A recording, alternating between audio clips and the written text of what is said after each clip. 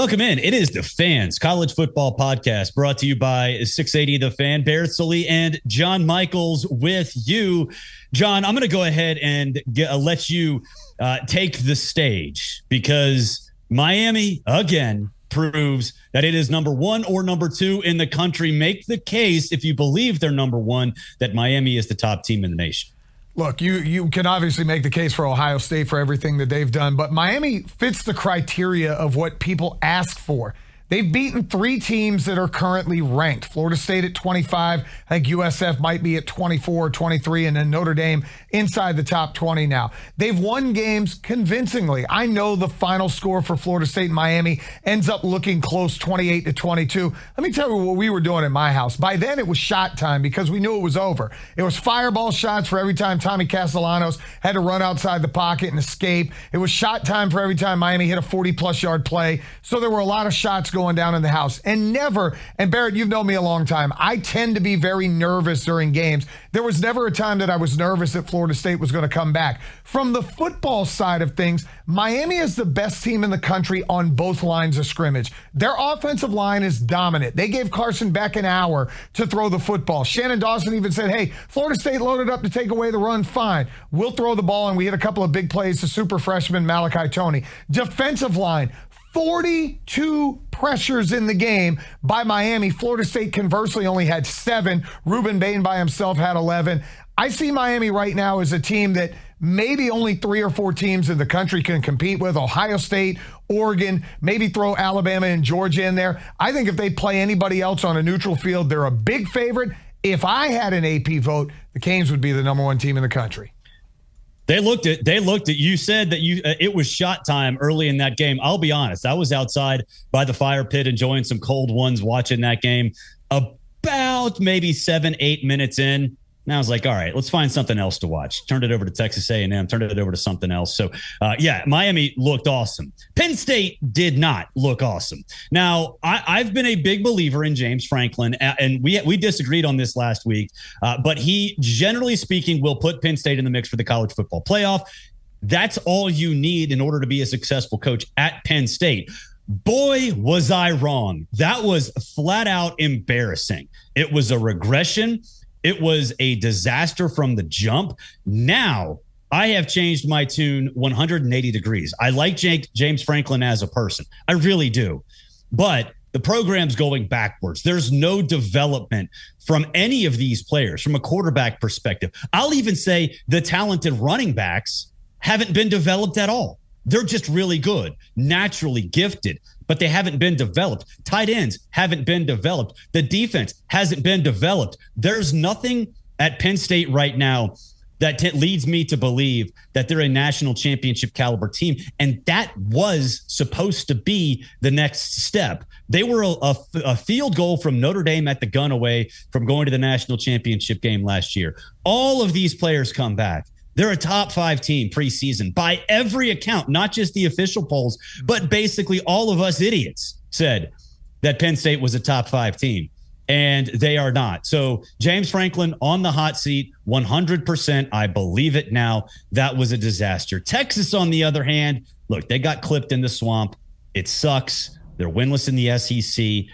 I just think right now they walked into a hornet's nest, a desperate team, and that desperate team caught them. Let me talk first about Penn State. James Franklin spoke and he said, hey, over the 12 years, we've had this great growth. No, you've actually pretty much been the same team every year. You're good enough to win about 9 or 10 games. With the advent of the 12-team college football playoff, you're good enough to be there. I've said all along, I do not trust him. I never trusted Drew Aller. I never bought into any of the hype about Drew Aller being the number 1 pick of the NFL draft. Spare me with that. Just because he's big and he's got a strong arm does not a good quarterback make. And now they had one of the most embarrassing losses, not only this year, but in college football history. Anytime history says something hasn't happened since 1985, there hadn't been a 0-4 team beat a top 10 team since 1985. And I think that year it was either Air Force or somebody won that game. It's only happened 3 times now in the history of college football. And I saw CBS this week put out an article or maybe a video that said it might be time for James Franklin to move on. I think it's run its course at Penn State. I think he's taken them as far as he can. This was supposed to be your national title contender, and now you are out of the college football playoffs. Flip it over to Texas. Steve Sarkisian is starting to lean into that side of being James Franklin. There's a lot of hype behind Steve Sarkisian. He's a great play caller. I think we'd all agree to that. But his teams constantly underachieve. This year, their wins are against UTEP, San Jose, or Sam Houston State, and I think maybe San Jose State. They played 2 teams that I heard Steve Sarkisian complaining about. Well, what if your team had to go to the Horseshoe and had to go to the Swamp? Okay, I'll give you Ohio State. That place is a house of hornets. I just watched South Florida go into the Swamp 3 weeks ago and hold Florida to 16 points and quiet them down. Texas is a fraud. Arch Manning is not a good quarterback, and they are also out of the college football playoffs. Bye-bye, Texas. Go spend about $40 more million next year to try to revamp your roster. You know what? I think it's a very good point and a very good comparison to say Sarkisian could be going down the James Franklin road. Now, he's not there, but they haven't performed in big games the way that championship caliber teams, but they are getting there, right? They made the playoff last year. They went to the SEC championship game last year. They beat Alabama in their last year in the Big 12. So they do have signature wins. Penn State doesn't really have those, but I think if you're Steve Sarkisian, you have to take that next step. And again, it goes back to development. I was off the bandwagon from Arch Manning to begin with. If he was that good, he would have unseated Quinn Ewers. He didn't. If his name was Joe Smith, he would have been a high 3-star or a low 4-star quarterback. Now we see that. But that goes to the point. Steve Sarkisian has not developed him, has not developed Quinn Ewers. Quinn Ewers, going into last season, was supposed to be the number 1 pick in the NFL draft. So I think for Texas, it's a very good point that they could be going down the Penn State route. Doesn't mean they're going to get there, but they are at least following in the footsteps of James Franklin. Now, it's interesting with Florida and Billy Napier. They could not afford to get blown out. If they had gotten blown out by Texas in the Swamp, bye-bye Billy Napier. He would not be the head coach right now as of Tuesday, October 7th at 10:43 a.m. when we're recording this. But he did. And this is pretty much what happened last year, right? Got a big win, saved his job, and down the stretch became a team that looked like a little bit of a force. Is this going to happen again? I don't think so, because it's hard to trust DJ Lagway after one good game. Now, could he prove that he is that elite quarterback? Sure, but I need to see it more. I need to see it at least 1 or 2 more times. The problem is 1 or 2 more times means you're doing it against really good competition again and again. So it was fascinating to see Billy Napier backed up into a corner, come out throwing haymakers, and get the job done. That's what Billy Napier can be. Right. It's not what he has been. But I think he consistently shows when the pressure is on him personally, he can find a way to show exactly why he was hired at Florida, because he was hired to win at an elite level. That's what he did at Louisiana. That's what he was supposed to do at Florida. And he has had those moments. They're few and far between, but they are there. So it'll be interesting to see what happens with Florida if this turnaround does happen again. Turnaround is something that will not happen at North Carolina. This is an abject disaster at North Carolina. When your head coach and Bill Belichick is saying you can't even talk about your former quarterback Drake May's performance at the NFL level because it was with the New England Patriots, then you are a conceited I wouldn't say a-hole, but you are beyond the pale in terms of egotistical coaches, because you have to sell your players at the NFL level. And if you're going to say, yeah, we can't do that with the New England Patriots, it's a lack of understanding of what college football and college athletics really is. I said Bill Belichick was going to be a disaster at North Carolina. I mean, that wasn't even the proper term. It's below disaster. I mean, this is beyond a train wreck. This is an explosion with a train wreck at the same time. It's bad. I want you to rewind back 5 weeks ago on, I guess it was a Monday night, Labor Day weekend. North Carolina is the most electric stadium you could see as they come running out of the tunnel and they're getting ready to take on TCU. And then they go score on their opening drive. And I saw some of the national media throwing out there that, oh, this is going to be great. Look at him. They're doing this, that, and the other. You talked about turning off a game, the Miami game, about 8 minutes into the first half. That Clemson game was over in about 3 plays. They hit a couple of long passes down the field, and I started marinating my chicken to cook for the Miami-Florida State party. It's not only a failure, it's an embarrassment to a really proud institution. Now, I get it. North Carolina's had pockets of great football under Mac Brown. They went 11-1, I think, in 1995. They had a couple other, ACC championship game appearances with Mitch Trubisky. They got close. This is the worst thing I have seen. Now, before the year, I kept asking the question, what kind of talent was going to be there at North Carolina? I thought the given would be Bill Belichick would be able to X and O's maybe better than anybody he was going against. He looks, honestly, right now, he looks like an old man who doesn't want to do anything, that just needs a hobby. He's got his girlfriend running around down on the field, embarrassing the entire program. They're getting blown out by anybody with a pulse, and Clemson's not even that good of a football team. It's time for him to step back down. Do the right thing today, Bill, and let it go. Let North Carolina get in front of the game, go find themselves a new head coach, a young head coach who wants to be there, that's going to make that institution proud, because stealing $10 million a year from North Carolina, that should be a criminal offense. All right, let's get to this week, a fun week, especially in the SEC, but really in the Big Ten as well. But let's start with Alabama and Missouri. Very quietly, Missouri is just sort of lurking, right? Mm-hmm. This is what Missouri does. They just sort of hang around, and then suddenly you see, hey, they're a top 20 team. They're a top 15 team. Where did that come from? But for Missouri, it's because of this rushing attack. It's because they can pound the rock in a variety of different ways. They're going up against an Alabama team that has found its stride. We saw that a couple weeks ago against Georgia. Now, what can they do against a different sort of offense? Because back in 2 weeks ago, Georgia's still trying to figure itself out rushing. Chauncey Bowens had that 100-yard game. That was the first time we really saw him as a number one, a true number one running back. This line, 2.5, is bizarre to me, because all of the credit that Alabama has got, all of the love that Ty Simpson has, all of the love that the defense is getting, I'm looking around going, is there that much trust in Missouri? Apparently there is in Vegas. I don't know why. I'm going to take the Tide to win, to cover, to win by double digits. I think this Missouri team is a fraud. Eli Drinkwitz will probably send me a message and say, why are you not on our bandwagon yet? It's because you haven't won. You haven't beaten anybody with the pulse. Let me see you do it against Bama. I don't think it will happen. Bama rolls. I also think Bama's going to win this game. Missouri's a team that I do trust to win about 9 or 10 games every year, because they're going to beat teams that they're better than. I like Ahmad Hardy. He's probably in most people's top 5 for the Heisman. They also haven't really beaten anybody with a pulse. Alabama's tested. That game last week against Vandy, their defense comes up with a couple of monster plays against Diego Pavia. It's 7-0. Vandy's about to make it 14-0. They get a fumble, and then Ty Simpson starts to cook.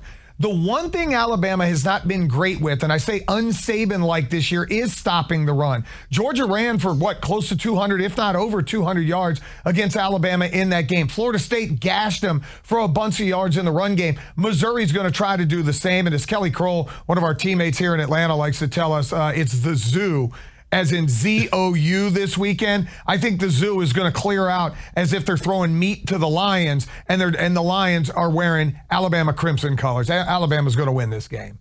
Yeah, there will be nobody around that Rock M coming around by the fourth quarter. Ohio State and Illinois, big spread. Ohio State, 13.5-point favorites at Illinois. Champagne's not exactly a tough environment, but Illinois, I think to their credit, they have taken the mindset of their head coach. Brett Bielema loves to win in the trenches, and they've done a really good job of that. The problem is Ohio State in the trenches on both sides is much more talented. Plus, they've got a better quarterback. No offense to Luke to Luke Altmaier, but Julian Sayin has been awesome. I think when you look at this Ohio State team, they certainly have to develop a little bit, but They're developing with, I think, much more talented players. I look at Julian Sam. I think the biggest difference for him, he was a beanpole last year. I remember standing next to him in the national championship game before the season thinking, my goodness, this guy looks like Gumby. Like this is not a guy who's ready to take hits at the college level. He is now. He's filled out a little bit. He's got the big arm. He's smart within the offense.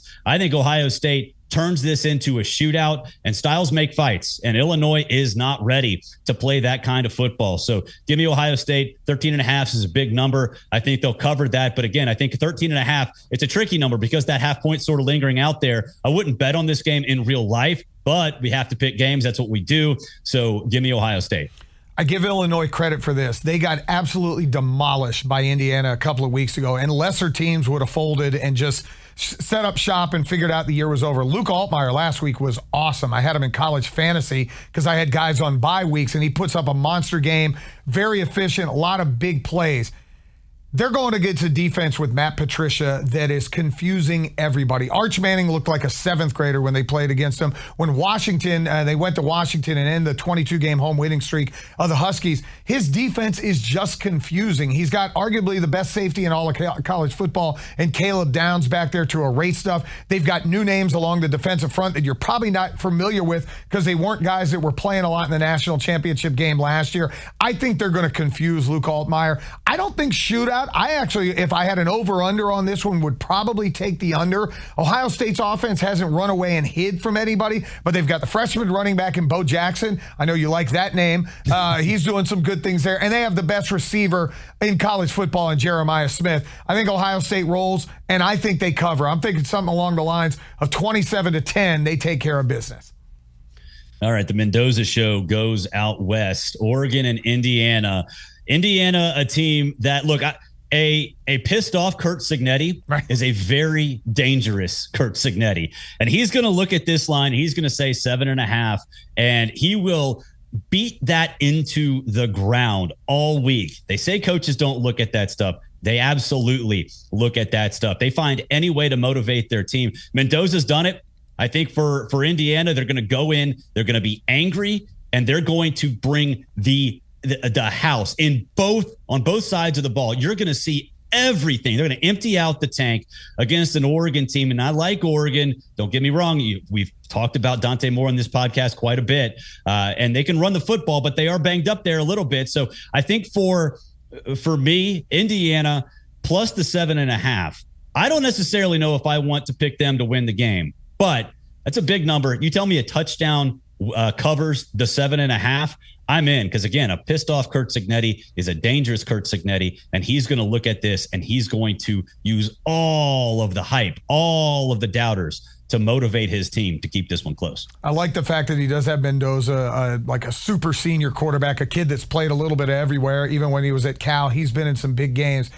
But I also look at Indiana as a whole. The only times they were tested last year in big games were Ohio State and Notre Dame. They didn't do very well in either one of those games. Now, beating up Illinois is one thing. Going to Autzen Stadium and playing against Oregon and going against that team. And granted, Oregon, the shine for me is a little bit off of them because beating Penn State now doesn't seem as impressive as it did a week ago when we were on this podcast. But I still think Oregon is one of the three best teams in college football right now with Ohio State and Miami. I think they take care of business. Indiana is going to be a playoff team somehow. I think they're going to be 10-2 because I believe they still have to play Ohio State throughout the year. I think they'll be 10-2. They may sneak in on like that 11 seed somewhere, but not this week. It's the Oregon Ducks. Give me Oregon minus the 7.5. I think they win by a couple of tutties. I could see that if it does get sideways. I think the biggest thing for me in this game is Indiana is for real, like you said, going to be a college football playoff team. I agree with you. This is not like a one-hit wonder. It's funny. Before the season, the question was asked, "Who's this year's Indiana?" And the answer is Indiana. Is this year's Indiana? They're going to do it again. Georgia and Auburn. The Deep South's oldest rivalry. Locally here, obviously in Atlanta, a big game. For me, as an Auburn grad, a big game as well. The offensive line for Georgia is banged up. I mean, they're pulling dudes off the street like the Braves pulled starting pitchers off the street after the All-Star break, trying to find warm bodies. That's a problem because you look at this line. When this line came out and I saw 3.5, I was like, that's crazy. And then you kind of look at it and you're like, wow, yeah, that's a problem for Georgia because their offensive line's banged up, and Auburn's strength is its defense, specifically its defensive line with Falk in that crew. But I think what Georgia fans really need to worry about is championship caliber defenses have 8 or 9 guys up front. And I'm not saying that Auburn is a championship caliber team, but it's got a championship caliber defensive line rotation. That matchup is a big problem for the Georgia Bulldogs. We saw 2 years ago in Jordan-Hare Stadium, Georgia needed a Brock Bowers late catch and run to beat a bad Auburn team. I think this game will be close. Again, Vegas, they know what they're doing. Those big buildings weren't built by accident. 3.5 is a very small number. It's small for a reason because the matchup defensively for Auburn, that defense has kept them in game after game after game under the Hugh Freeze era. The offense has been what's been so disappointing. That's why Hugh Freeze is on the hot seat. He's supposed to be the offensive guru. That's not been what Auburn has done well during his tenure. It's been defense. That is going to show up against Georgia.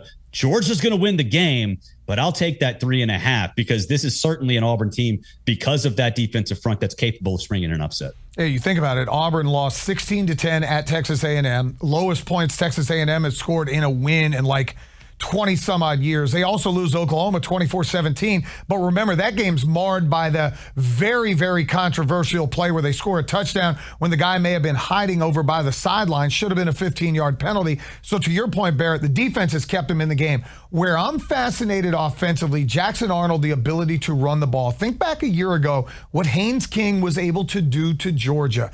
The ability to continue drives on 3rd and 4 with his legs, running quarterback counter, cornerback power. Alston back at running back with Cobb. So now you've got a couple of guys that can hit that. Can Auburn do enough in a big play scenario throwing the ball? Georgia's had the propensity this year of giving up some big plays down the field. Bama hit them. Tennessee hit a bunch of them. If Auburn can suck them in with the QB run game and now hit some shots down the field, I agree with you. I think it's a fourth quarter game. I'm going to be honest, Barrett. I'm a little disappointed you're not in your orange today because they've called for an orange out down there on the plains. I can't believe you're wearing gray on the podcast.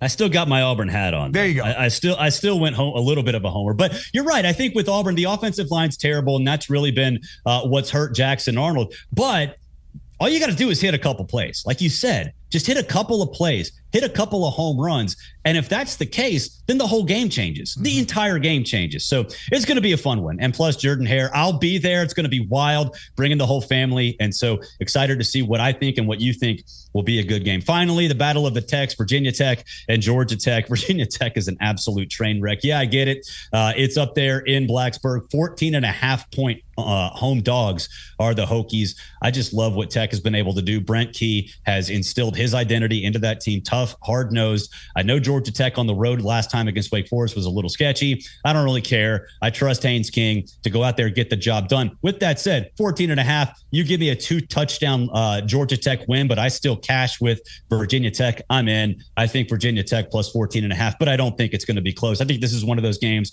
where it's screaming backdoor cover for the Hokies. That game's actually at Bobby Dodd. So that's a local I'm sorry, game. At Bobby Dodd. You're right. So that's a local game for Tech. Brent Key said openly they were a tired football team against Wake Forest. 5 games in 5 weeks. There were a lot of teams that had multiple byes in that time.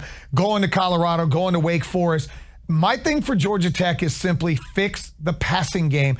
Throw the ball early. You saw in the second half when they were down 20-3 to Wake Forest and they opened it up and really let Haynes King start throwing. Eric Rivers became a playmaker again. Suddenly the tight ends get involved in the game and it loosened up a lot of stuff internally to run the football. They're going to have to do some of the same. Virginia Tech has played better since Brent Pry was fired. They also just lost last week to Wake Forest, who Georgia Tech just played as well. So I think the Jackets at home, looking for something to kind of motivate them. Guess what? It's a 4-team race now in the ACC. They don't play Virginia. They do play Duke. They don't play Miami. Tech has to take care of business against everybody if they want to make it to Charlotte coming up in December. I think Brent Key and company win, but I'm with you. I got a feeling 14.5 is a little rich for my blood. Yeah, well, watch out for Kyron Jones, too, for Virginia Tech. 2 years ago, had a really good start to his career out there. And myself included, everybody was thinking last year this was going to be a superstar. This was going to be a guy that leads Virginia Tech back to national prominence. And it just hasn't happened for him. Now, he was banged up last year. And then this year for Virginia Tech has just been, a train wreck for a lot of different reasons. But he, again, sort of like we talked about with Auburn and Georgia, he is good enough to hit a home run or two. And I'm not saying that's going to keep Virginia Tech in this game, but it absolutely could be a reason why Virginia Tech covers. So I think for Virginia Tech, it's almost like one of those things where there's at least potential on that roster to keep this one close, but you're sort of like Lloyd Christmas saying, okay, it's 1 in a million. So you're telling me there's a chance. Quarterback is a big reason why, but it'll be fun to see Georgia Tech. And look, we've talked about this at the station, basically on your show and when I'm out there as well, that Georgia Tech legitimately could be a playoff team. I picked them to go to the playoff before the season. Now they're sitting there with their biggest hurdles outside of Georgia already cleared. So this is another chance for them to show, hey, you know what? We're ready. We're not going to do a Georgia Tech thing and just lose to a team that is a lesser opponent. You have Duke as well, and we'll see if that's a big game. That's probably their biggest hurdle outside of Georgia on the way home. So I love Georgia Tech. So it'll be a fun weekend. Be a fun weekend locally here in the state of Georgia, but also nationally with some big games around the country. He's John Michaels. I'm Barrett Sallee. This is the Fans College Football Podcast. And of course, you can hear both of us on 680 The Fan, 93.7 FM, and of course, that Fan app around the world.